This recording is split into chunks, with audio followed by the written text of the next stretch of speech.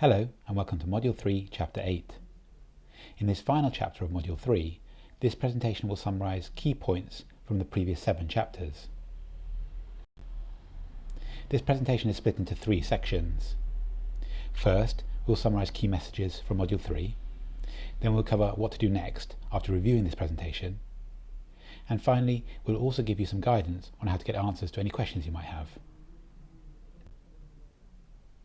After the introduction in Chapter 1, we started in Chapter 2 with a brief introduction to the PLA-MNH group approach. PLA-MNH is an acronym for Participatory Learning and Action Groups for Maternal and Newborn Health. The groups bring together community members concerned about maternal and newborn health to prioritise health problems they face and implement their own solutions to solve them. Women of reproductive age and adolescent girls, particularly those who are pregnant and poor or marginalised, will have the greatest concern, so will attend in large numbers. But group members will also include all those men and women who are involved in conception, antenatal, childbirth, postnatal and childcare decision making. The most important thing is that group membership is open to anyone concerned about maternal and newborn health problems, and they can join at any time. The work of the group benefits the whole community. These community groups meet regularly and go through a cycle of meetings to discuss maternal and newborn health problems, share their knowledge, plan solutions and implement them together. They are helped in this process by a trained Participatory Learning and Action maternal and newborn health group facilitator who uses various tools to support lively discussions. The group is also supported by a committee formed by community members selected by the group. They are further supported by supervisors and managers from their local area, health workers and non-governmental health staff. Let's put the work of the PLA-MNH groups into a broader context. Why are they needed? Well, it's widely acknowledged by governments and the public around the world that too many women and children die of preventable causes. Every 2 minutes around the world, 10 babies are born stillborn, 10 newborn babies die, 1 pregnant woman or recent mother dies, and in total that's over 5 million deaths per year, and many more women and babies suffering illness and injury, even if they don't die. The reason for this is that women, adolescent girls and newborns continue to face a range of maternal and newborn health problems that can kill them, harm them or hold them back, that can prevent them from surviving and thriving. Despite the tragic problems mothers and babies face, most of these deaths are preventable. However, many maternal and newborn health problems that can lead to death arise to a large extent when women, adolescent girls and newborns cannot choose when, if and how many children to have, or cannot choose to have a safe pregnancy, childbirth or postpartum experience. The choices of women, adolescent girls and newborns are constrained by a wide range of socioeconomic barriers. PLA-MNH groups can empower women and adolescent girls to overcome these factors, removing the barriers they face to making informed choices about their health and the health of their children. By making informed choices, women and adolescent girls have control over if, when and how many children to have, and also to have a safer pregnancy, childbirth and postpartum experience. As a result, they can overcome the maternal and newborn health problems facing them, and ultimately they have a much greater chance of surviving and thriving. And PLA-MNH groups are very effective at doing this. The PLA-MNH group approach has been extensively researched, and there is a huge, respected and growing body of evidence showing the approach helps women and children to survive and thrive. For example, PLA-MNH groups can reduce mortality. Evidence shows that they can reduce maternal mortality by 49% and neonatal mortality by 33%. PLA-MNH groups can reduce maternal depression. Evidence suggests they can reduce moderate maternal depression by 57%. And PLA-MNH groups can increase diet diversity. Evidence suggests they can increase maternal and infant dietary diversity by 40 and 47% respectively.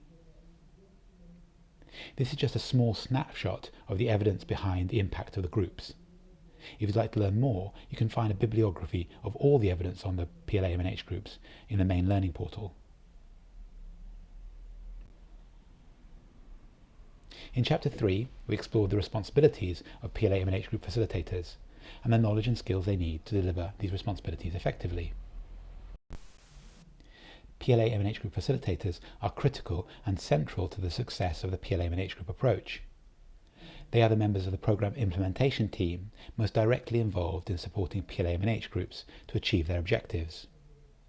To do this, PLA-MNH group facilitators have 4 key responsibilities. First, facilitating the PLA-MNH group action cycle. Second, reporting on PLA-MNH group progress. Third, linking PLA-MNH groups. And fourth, building capacity of PLA-MNH group committees. There are 6 knowledge and skill areas that are critical for PLA-MNH group facilitators to deliver these responsibilities effectively. These are maternal and newborn health knowledge, facilitation skills, knowledge of the PLA-MNH group action cycle, reporting skills, linking skills, and capacity building skills. It will take time for the PLA-MNH group facilitators to build these capacities, so they will be provided with a number of opportunities. They will receive initial training covering the 6 critical knowledge and skill areas just mentioned. During implementation, all facilitators will regularly be observed by their supervisors. Also during implementation, all facilitators will be provided with regular opportunities to meet with each other. And finally, in some cases, PLA-MNH group facilitators will be provided with periodic refresher trainings covering the 6 knowledge and skill areas already presented. In chapters 4, 5 and 6, we explored each of these 6 knowledge and skill areas in more detail. In chapter 4.2, we cover the maternal and newborn health knowledge that facilitators need. Specifically, the key maternal and newborn health problems they need to know about, which kill, harm and hold back women and newborns, and the causes and effects of these problems. We also covered the behaviours they need to know, which can help to prevent each of these maternal and newborn health problems from arising, or managing these problems if they've already arisen, to stop them leading to their effects. And we cover the barriers they need to be aware of, those factors that constrain the behaviour of women and newborns, that stop women and newborns from performing effective prevention and management behaviours in relation to each of these problems. Finally, we looked at the 3 sets of picture cards that PLA-MNH group facilitators will use, both to learn about maternal and newborn health problems and also to support their groups. These included red problem cards, green behaviour cards, and yellow barrier cards. In chapter 4.3, we cover the facilitation skills needed by the PLA-MNH group facilitators. We explored the importance of facilitation, that it encourages participation, and how this is different from teaching. Then we explored some of the challenges PLA-MNH group facilitators may face, which could affect their ability to encourage members to participate in groups. The most common challenges they are likely to face include dominant members who may not allow others to participate, shy members who may feel not able to participate, conflict in the group which may disrupt the group process, and difficult questions which may affect the facilitator. We then explored some of the tools that PLA-MNH group facilitators could use to address each of these challenges.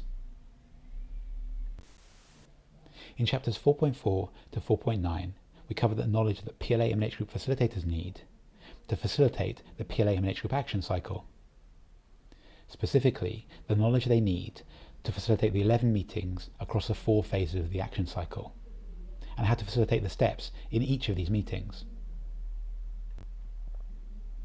In chapter 5, we covered the reporting system that the PLA-MNH group facilitators need to follow, and the flow of information from secretary to facilitator, to supervisor, to manager, to program coordinator.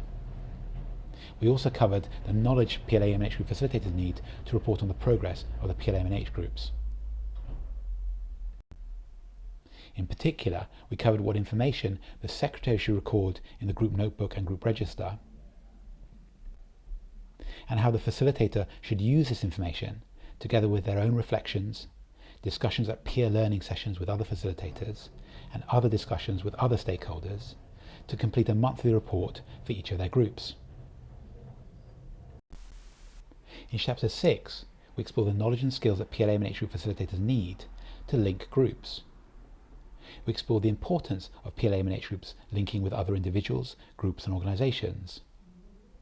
It's by linking that groups can better achieve their objectives because it enables them to mobilise more members, to mobilise resources, to improve their knowledge, to reach the most marginalised, and it also helps them to raise their voice so they can reach those who are in control of the decisions that affect them. We also explored how PLA-MNH group facilitators can help to link groups, in particular how they can map potential partners, who potential partners might be for them, and how to form links with these partners. Finally, in Chapter 7, we looked at the role of PLA-MNH group facilitators in building the capacity of committees. We covered the importance of the PLA-MNH group committees, the chairpeople, secretaries and treasurers, and the important characteristics they need to lead their group successfully. In particular, we looked at their attitudes, that they should have a concern about maternal and newborn health, they should be motivated to make a change, they should be committed to the community, and they should be responsible. And we also looked at the knowledge and skills they need, which can be developed by the PLA-MNH group facilitators. They need maternal and newborn health knowledge, they need knowledge of the PLA-MNH group action cycle, they need facilitation skills, they need reporting skills, and they need linking skills. Finally, we looked at some of the methods that PLA-MNH group facilitators could use to build the capacities of their committees.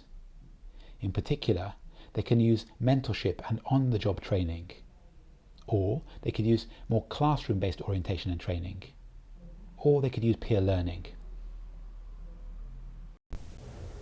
That's the end of the presentation, so now let's look at what to do next after you've reviewed it. First, we recommend that you update the Module 3 Progress Tracker. Second, we recommend that you do exercise 8.1 and 8.2 to reinforce your learning. Having reviewed this presentation, we expect you may have some questions. If so, please don't hesitate to contact us by email or phone. One of the team will be happy to help. Enjoy the course!